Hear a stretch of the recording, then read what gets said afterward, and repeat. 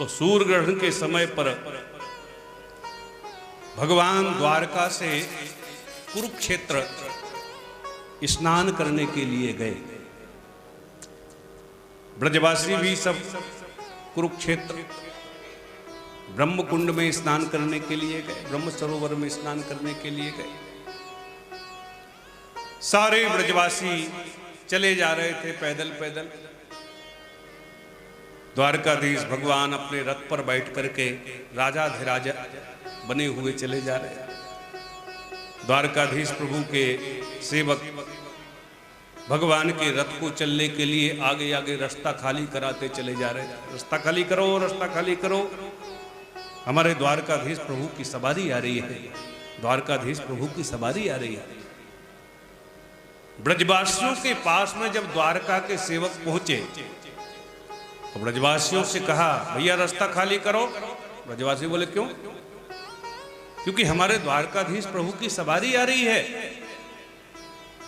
ब्रजवासी आपस में बोले, चौरे मैंने तो ऐसी सुन रखी है कि अपनों कन्हैया ही तो द्वारका में द्वारकाधीश बन गयो, द्वारका को राजाधिराज बन गयो।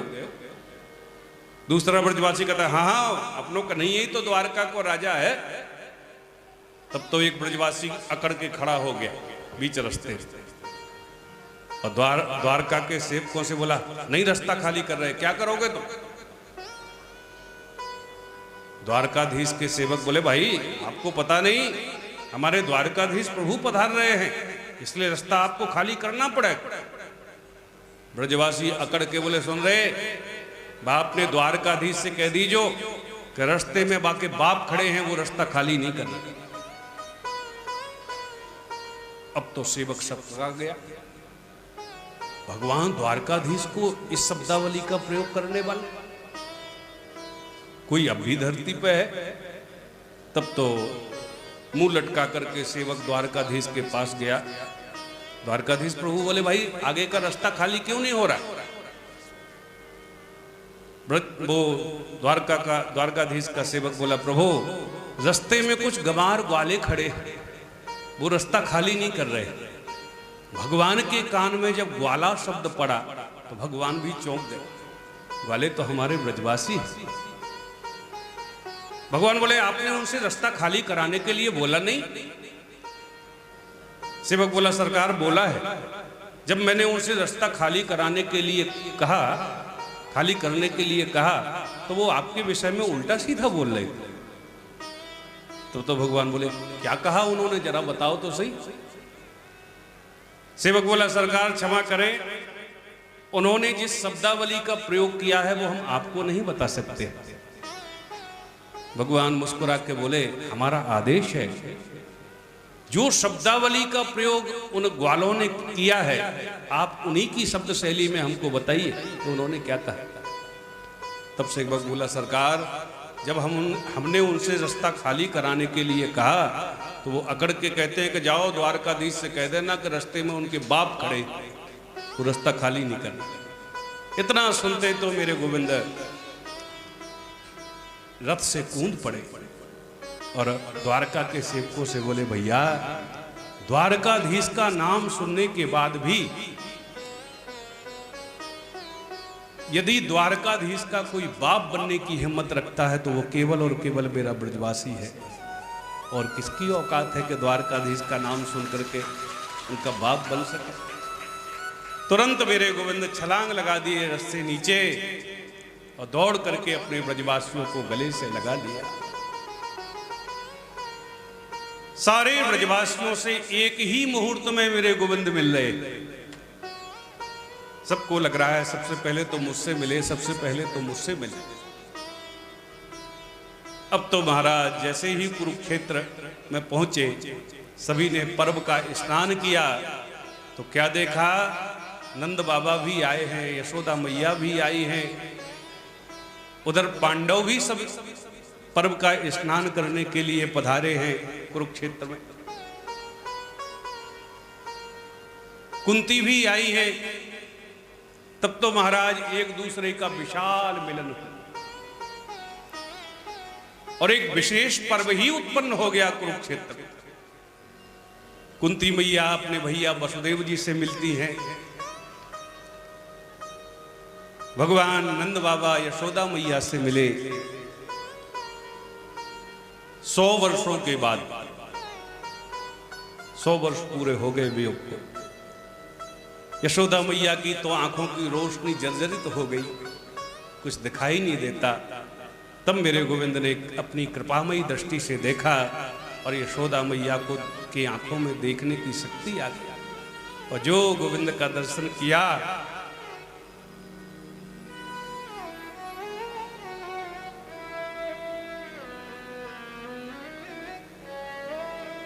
कि स्तनों में दुग्ध की धार निकल पड़ी।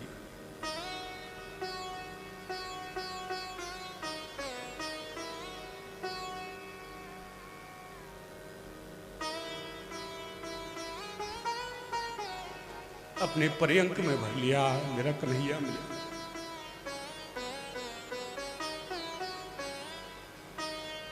सौ वर्ष के बाद में भगवान ही मैया यशोदा के कंठ से लिपट गए। माँ, बहुत समय हो गया आपको देखे बगैर।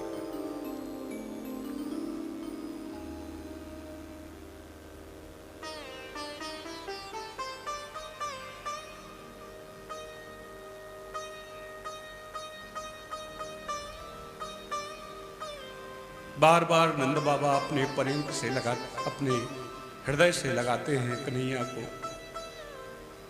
और वही वात्सल्य बरसाने लगे। भगवान भले ही द्वारकाधीश बन गए, पर नंद यशोदा के लिए तो वही है जिन्होंने चलना सिखाया।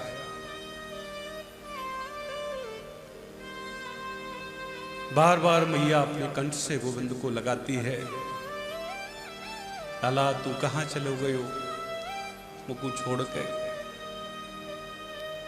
बार बार कन्हैया मैया के हृदय से लिपट जाते हैं। मैया, बस कुछ आवश्यक काम था, उसकी पूर्ति के लिए मैं चला गया था। अब आपसे दूर मैं कभी नहीं जाऊंगा माँ, कभी नहीं जाऊंगा।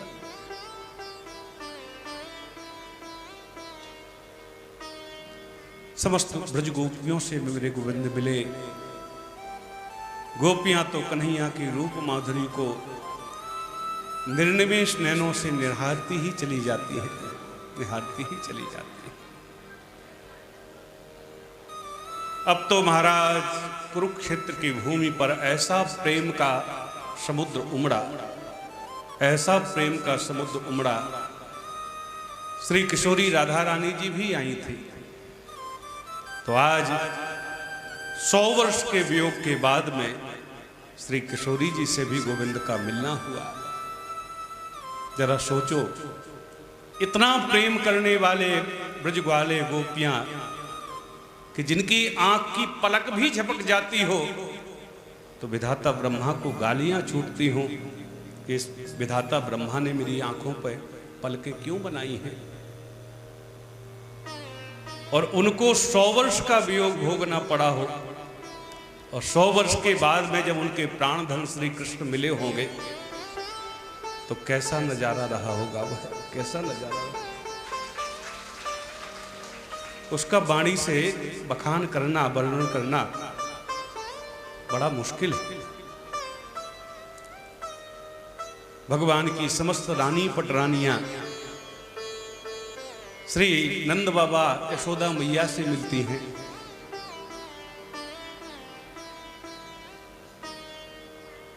श्री गोविंद से भगवान की रानी पटरानियों ने कहा, प्रभु राशेश्वरी श्री किशोरी जी भी पधारी है ना यहाँ?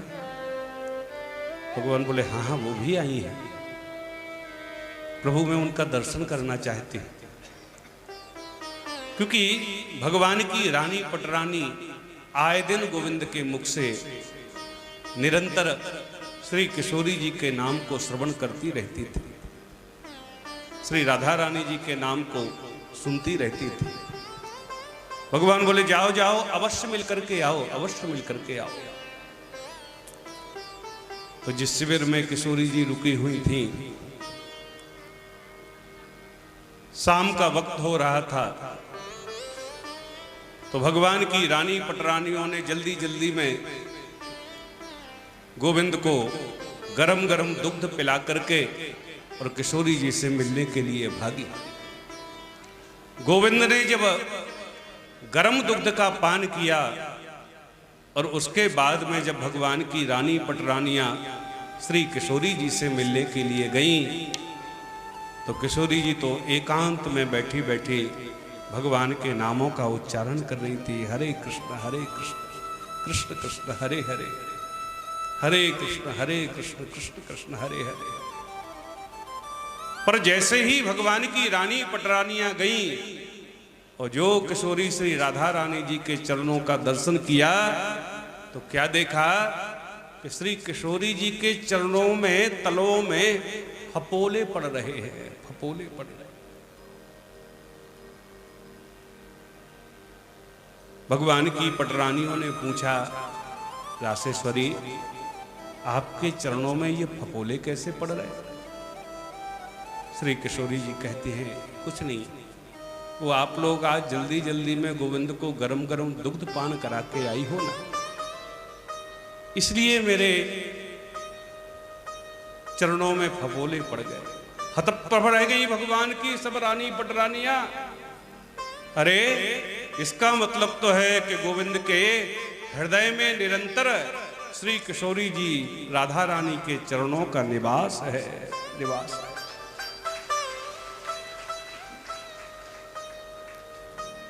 समस्त रानी पटरानियां आपस में वार्ता करते हुए कहती हैं कि हम तो समझते थे गोविंद ऐसे ही प्रेम करते हैं किशोरी जी से, और वास्तव में इनकी आराध्या तो श्री किशोरी जी है। एक ज्योतिर्भुवि द्वेधा राधा माधव रूपकम। वास्तव में ये कहने में दो हैं, पर वस्तुतः एक ही है, एक ही है। तब तो सारी रानी पटरानियां एकत्रित होकर के श्री यशोदा मैया के शिविर में गईं, और भगवान की बहन सुभद्रा जी भी आई थी, तो वह भी श्री यशोदा मैया से मिलने के लिए गईं। 16,108 रानी पटरानियों को देख करके, अपनी बहुओं को देख करके श्री यशोदा मैया का हृदय तो गदगद हो गया। सबसे मैया मिलती हैं, सबसे मैया मिलती हैं, सबकी कुशलक्षेम लेती हैं। तब तो महाराज पूरा परिवार गोविंद का यशोदा मैया के शिविर में एकत्रित हो गया। बोलो राधे राधे, बोलो वृंदावन बिहारी लाल की। देखो आप शांति से सुनिए बिल्कुल, और नहीं सुनना है तो उठ करके बाहर चले जाइए। बोलो राधे राधे। जगह तो प्रांगण में जितनी है उससे ज्यादा नहीं होने वाली, इसलिए चुपचाप बैठो बिल्कुल शांति के साथ। बोलो राधे राधे। श्री यशोदा मैया के शिविर में तो भीड़ इकट्ठी हो गई महाराज। सब भगवान की रानी पटरानी एकत्रित हो गई, सुभद्रा भगवान की बहन भी एकत्रित हो गई। तब तो भगवान की पटरानियों ने मैया यशोदा से कहा, माँ हमने सुना है कि आपके कन्हैया, आपके पुत्र बचपन में बड़ी नटखट लीलाएं करते थे, बड़ी नटखट लीलाएं करते थे। सो कृपा करके हमें भी जरा उनकी लीलाओं के बारे में सुनाइए। बोलो राधे राधे।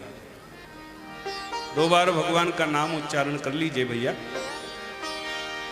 जय राधे राधे राधे, जय गिरधर गोपाला। जय राधे राधे राधे, जय गिरधर गोपाला। जय राधे राधे राधे, जय गिरधर गोपाला। जय राधे राधे राधे, जय गिरधर गोपाला। जय राधे राधे राधे, जय गिरधर गोपाला। जय राधे राधे राधे, जय गिरधर गोपाला। जय श्यामा श्यामा श्यामा, जय जय नंदलाला। जय श्यामा श्यामा श्यामा, जय जय नंदलाला। जय श्यामा श्यामा श्यामा श्यामा जय जय नंद लाला। जय श्यामा श्यामा श्यामा जय जय नंद लाला। जय राधे राधे राधे राधे राधे जय गिरधर गोपाला। जय राधे राधे राधे जय गिरधर गोपाला। जय श्यामा श्यामा श्यामा जय जय नंद लाला। जय श्यामा श्यामा श्यामा जय जय नंद लाला। जय श्यामा श्यामा श्यामा जय जय नंद लाला। जय श्यामा श्यामा श्यामा जय जय नंद लाला। जय राधे राधे राधे राधे राधे जय गिरधर गोपाला। जय राधे राधे राधे जय गिरधर गोपाला। राधे राधे।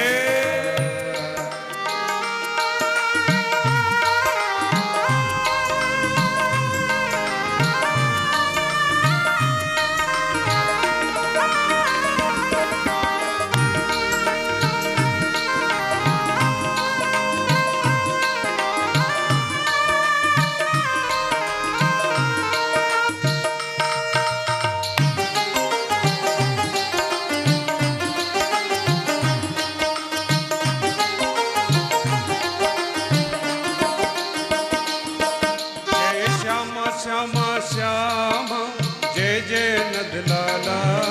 जय श्यामा श्यामा श्यामा जय जय नंद लाला। जय श्यामा श्यामा श्यामा जय जय नंद लाला। जय श्यामा श्यामा श्यामा जय जय नंद लाला। जय राधे राधे राधे राधे राधे जय गिरधर गोपाला। जय राधे राधे राधे जय गिरधर गोपाला। जय गिरधर गोपाला। ओ जय गिरधर गोपाला। जय गिरधर गोपाला। जय गिरधर गोपाला। तो भगवान की समस्त रानी पटरानियां मैया यशोदा से कहती हैं, माँ हमने ऐसा सुन रखा है कि बचपन में आपके कन्हैया बड़ी नटखट लीलाएं करते थे। जरा बचपन के बारे में, कुछ लीलाओं के बारे में हम लोगों को भी तो सुनाओ। तब तो यशोदा मैया कन्हैया की बचपन की बाल लीलाएं उनकी रानी पटरानियों को सुनाने लगी। रानी पटरानियों को सुनाती, चारों तरफ से शिविर की रखवाली करने के लिए मैया बोली और कोई ना सुन पावे। तो श्री भगवान की बहन सुभद्रा जी उस शिविर के दरवाजे पर लग गई और मैया रानी पटरानियों को भगवान की बाल लीलाएं सुनाने लगी। एक बार मेरे कन्हैया ने मेरे घर के माट मटके फोड़ दिए तो याकू पकड़ करके मैंने उखल से बांध दियो। खूब रोवे लाला, खूब रोवे, मुकू मुक्त कर दे मैया, मुकू छोड़ दे मैया। मैंने नहीं छोड़ो। कबू गोपियन के घर में जावे, उनके माखन के माट मटका फोड़ करके चलो आवे। भगवान कृष्ण और बलराम के कान में जब सत्संग की ध्वनि पड़ी तो भगवान चौंक गए कि ये मैया यशोदा के शिविर की तरफ से सत्संग की आवाज कहां से आ रही, कौन सत्संग करे। तब तो गोविंद और श्री दाऊ दादा दोनों उस शिविर की ओर बढ़े तो सुभद्रा जी ने रोक दिया, अंदर कोई नहीं जा सकता है, अंदर सत्संग चल रहा है। तो भगवान इशारे में बोले, सुभद्रा बहन तो हमको भी तो सत्संग सुनने दो। तो चुपचाप गोविंद कान लगा करके उस शिविर के दरवाजे पर खड़े हो गए और मैया यशोदा के मुख से गोविंद अपनी ही बचपन की बाल लीलाओं को सुन सुन करके भगवान का शरीर इतना पुलकित हो गया, इतना पुलकायमान हो गया कि श्री कन्हैया और बलराम जी और श्री सुभद्रा जी उनकी बहन तीनों के शरीर पुलकायमान होकर के पिघलने लगे,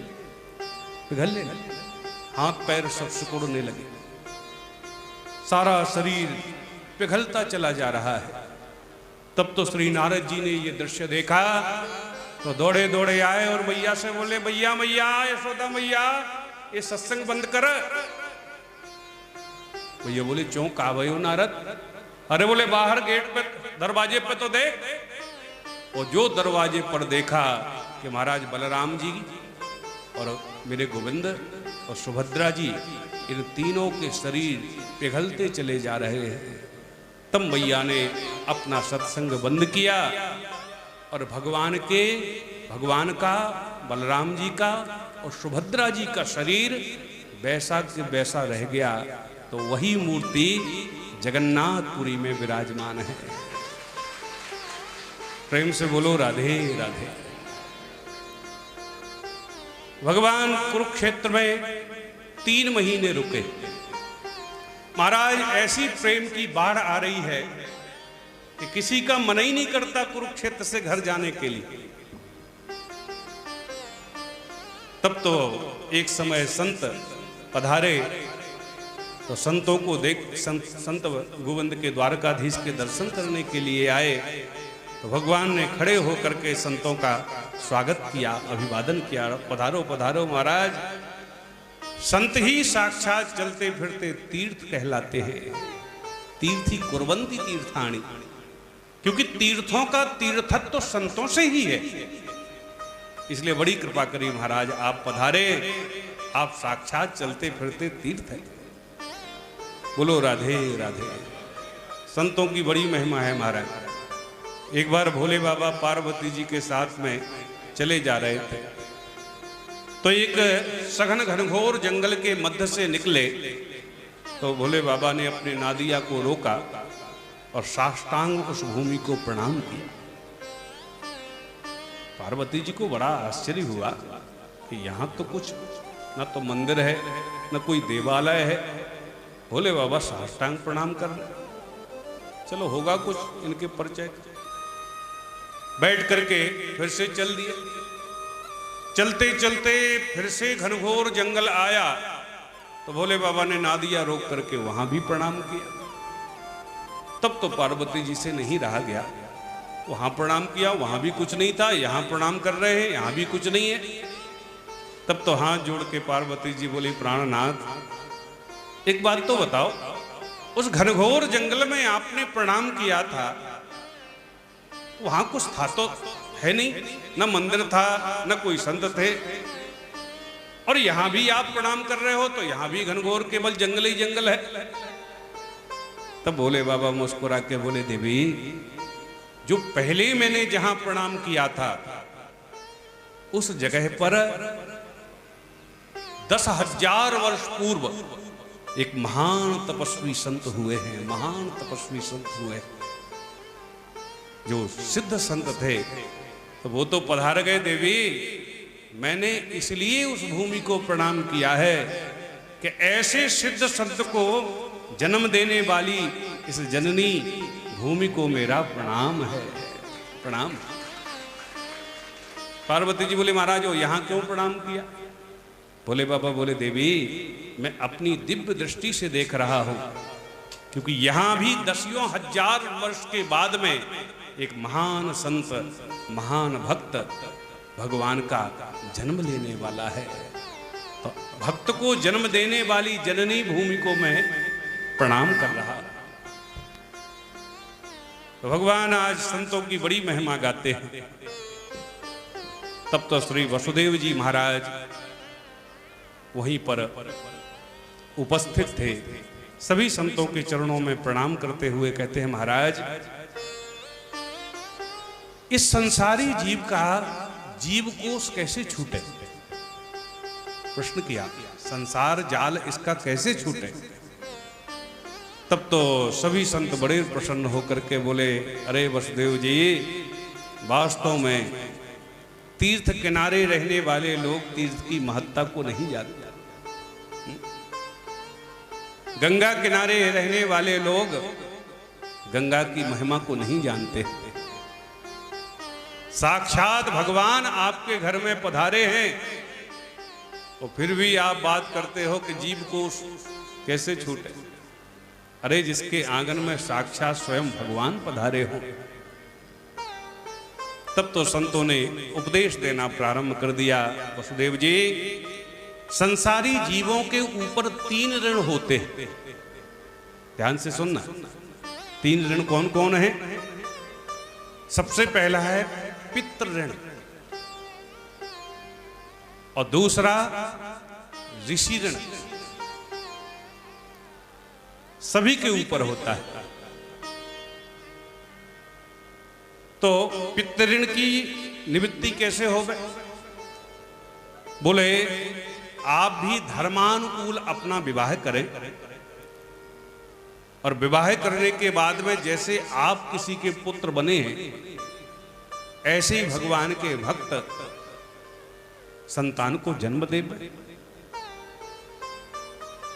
तो जो आपके ऊपर पितृ ऋण है, उससे आप ऋण हो जाएंगे। और दूसरा होता है ऋषि ऋण। ऋषि ऋण क्या है? ऋषि ऋण से कैसे ऋण होंगे? हमारे ऋषियों मंत्र दृष्टारम। ऋषि का मतलब होता है रिसर्च करने वाले। तो हमारे ऋषियों ने जो घास फूस खा करके हजारों वर्ष नितांत घनघोर जंगल में रह करके जिन शास्त्रों का चिंतन मंथन कर करके हमको दिया, तो उन शास्त्रों का अध्ययन हमको करना चाहिए, पठन पाठन करना चाहिए, श्रवण करना चाहिए। और शास्त्रों का अध्ययन करने से हमारे ऊपर जो ऋषि ऋण होता है, उससे हम लोग मुक्त हो जाते हैं। और तीसरा होता है देव ऋण, देवताओं का ऋण। देवताओं का क्या ऋण है? बोले देवताओं का ऋण है, देवता लोग हमको सारी व्यवस्थाएं निःशुल्क देते हैं। सूर्य भगवान प्रकाश देते हैं, इंद्र भगवान जल देते हैं, इंद्र जल देते हैं, पवन देवता पवन देते हैं, देते कि नहीं देते? चंद्रमा शीतलता देता है। और देखो आप, कितनी बड़ी इनकी कृपा है। आपके घर में बिजली है, जैसे ही 1 तारीख हुई कि तुरंत बिल आ जाता। बिल भरो, आ जाता कि नहीं आ जाता? आप अपने घर में डिक्स लगवाए हो, तो उसका आपको महीने में पैसा देना पड़ता कि नहीं? पर भगवान की कृपा देखो, सूर्य भगवान निरंतर आपको प्रकाश देते हैं। पर आज तक कभी किसी के घर में बिल आया सूर्य देवता का? पवन देवता निरंतर आपको पवन देते हैं, हवा देते हैं। तो कभी आज तक पवन देवता का बिल आया आपके पास? क्या आप बिल भरो? नहीं आया। ये भगवान की अहेतु की कृपा है। और बड़े आश्चर्य की बात, ध्यान से सुने, जीवन जीने के लिए जितनी वस्तुएं अति आवश्यक हैं, जिनके बगैर किसी भी परिस्थिति में जिया नहीं जा सकता है, वो भगवान ने एकदम निःशुल्क दी। अब सबसे आवश्यक क्या है? सबसे आवश्यक है जीवन जीने के लिए हवा, वायु, ऑक्सीजन। ऑक्सीजन यदि खत्म हो जाए तो जीना मुश्किल पड़ जाता। अभी जो कोरोना काल चला ना, तो सबसे कम यदि कुछ पड़ा तो वो ऑक्सीजन। तो सबसे आवश्यक है जीवन जीने के लिए हवा, जो भगवान ने एकदम निःशुल्क दे दी, कोई उसका बिल नहीं। और फिर उससे आवश्यक है जल, पानी। तो पानी का भी कोई मूल्य नहीं है, एकदम निःशुल्क ही पानी मिलता। और कदाचित मूल्य भी है तो इतना कोई खास मूल्य नहीं है कि आप उसको खरीद नहीं सकते, है ना? फिर जीवन जीने के लिए आवश्यक है अग्नि। शरीर से यदि अग्नि निकल जाए तो 1 मिनट में मर जाओ। कहते साहब वो तो खत्म हो गया। क्यों? बोले शरीर ठंडा पड़ गया उनको। तो भगवान ने वह भी निःशुल्क दी है। तो जितनी वस्तुएं जीवन जीने के लिए अति आवश्यक हैं वो हमारे प्रभु ने एकदम निःशुल्क दी है। और जो आवश्यक नहीं है वो बड़ी मूल्यवान है महाराज। अब आवश्यकता क्या नहीं है देखो। जैसे जीवन जीने के लिए जीवन में बहु आवश्यक है लोहा। लोहे की चाकू है, लोहे का तवा है, गैस चूल्हे लोहे के हैं आजकल। तो उसके बगैर जीवन जीना जरा कठिन पड़ जाए तो उसका मूल्य बहुत कम है। पर जीवन जीने के लिए या जीवन में बहु उपयोगी सोना तो नहीं है। सोना यदि ना हो तो क्या जिया नहीं जा सकता? बड़े आराम से जी सकते हैं। पर उसकी कोई बहु आवश्यकता नहीं है, पर बहुत महंगा है। और हीरा तो महाराज उससे भी महंगा। पर हीरा कोई जीवन जीने के लिए आवश्यक नहीं है कि हीरे के बगैर हम जीवन नहीं जी सकते। और उसमें भी कोहनूर हीरा हो तब तो महाराज उसकी करोड़ों की कीमत। तो मेरे परमात्मा ने जो व्यवस्थाएं दी हैं तो इस हमारे सारे समाज पर, हमारे सारे जीवों पर यह देवताओं का ऋण होता है। इसलिए हम सभी जीवों की यह जिम्मेदारी बनती है कि भगवान के द्वारा प्रदत्त जो भी प्रकृति है, चाहे वह वृक्ष हो, चाहे वो नदी तालाब हो, इनका रक्षण करना चाहिए, रक्षण करना चाहिए। जिससे जितना हो सके अपने जीवन में हो तो वृक्ष लगाएं। नदी कुएं तालाब है तो उनके पानी का रक्षण करें। तो देव ऋण से हम लोग वो ऋण कैसे होंगे? पितृ ऋण, ऋषि ऋण और देव ऋण। तो पितृ ऋण से आप ऋण होंगे जब आप भी संतान को जन्म देंगे। ऋषि ऋण से आप ऋण होंगे जब वेदादि का, ग्रंथों का अध्ययन करेंगे, पठन पाठन करेंगे। और ऋषि ऋण, देव ऋण से ऋण कैसे होंगे? जब यज्ञादि अनुष्ठानों को हम अपने द्वारा संपादित करेंगे। तब तो वसुदेव जी से संतों ने कहा, महाराज आप पितृ ऋण से तो ऋण हो चुके हो, ऋषि ऋण से भी ऋण हो चुके हो, क्योंकि आपने साक्षात भगवान को अपने बालक रूप में प्रकट किया है। तो पितृ ऋण भी आपका समाप्त हो गया है। ऋषि ऋण भी इसलिए समाप्त हो गया है क्योंकि निरंतर आप भगवान के ग्रंथों का, कथा का पठन पाठन करते ही रहते हैं। अब आपके ऊपर देव ऋण है। तो वसुदेव जी बोले, महाराज तो देव ऋण से कैसे मुक्त हो? संतों ने कहा, यज्ञ करो। तब तो श्री वसुदेव जी यज्ञ करने के लिए तत्पर हुए और यज्ञ करने की इच्छा मन में प्रकट करी। तो भगवान की तरफ देखने लगे, कन्हैया अब इस कुरुक्षेत्र में अचानक से इतने बड़े यज्ञ की व्यवस्था कैसे हो? तब तो भगवान मुस्कुराए और मुस्कुरा करके बोले, पिताजी आप बिल्कुल भी चिंता मत करो, आप तो आदेश करो, सारी व्यवस्थाएं तत्क्षण हो जाएं।